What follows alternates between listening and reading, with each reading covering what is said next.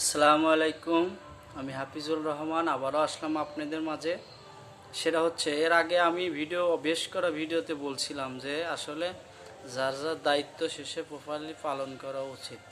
আসলে আমরা গার্মেন্টসে চাকরি করি, কিন্তু কি করি, শুধু অজুহাতটা দেখানোর জন্য প্রস্তুত। আমাদের নিজের দায়িত্ব দিয়ে কেউ কাজ করতে রাজি না। একটা হেল্পারে যদি একটা কাজের জন্য ধরা যায়, সে অজুহাত দেখাইবে। একটা অপারেটরে যদি একটা কাজের জন্য বলা যায়, সে অজুহাত দেখাইবে। একটা সুপারভাইজারে যদি কোনো কাজের কথা বলা যায়, সেও অজুহাত দেখাইবে।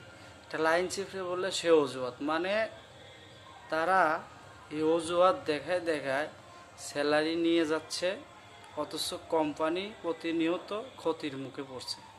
আসলে আমি একটা সুপারভাইজার, বা আমি একটা লাইন চিফ, বা আমি একটা এপিএম, আমি যেই কেন না হই, বা আমি একটা অপারেটর, আমি আমার দায়িত্বটা প্রপারলি পালন করা উচিত। যদি আসলে আমার দায়িত্বটা সঠিকভাবে আমি পালন করি, তাইলে কি হবে, কোম্পানিরও লাভ হবে, আপনারও লাভ হবে। আপনারা শুধুমাত্র অজুহাত দিয়ে দিনগুলো পার করে যাচ্ছেন, মাস শেষে কোম্পানি এর খেসারত দিতে হচ্ছে। আশা করি বিষয়টা বুঝতে পারছি।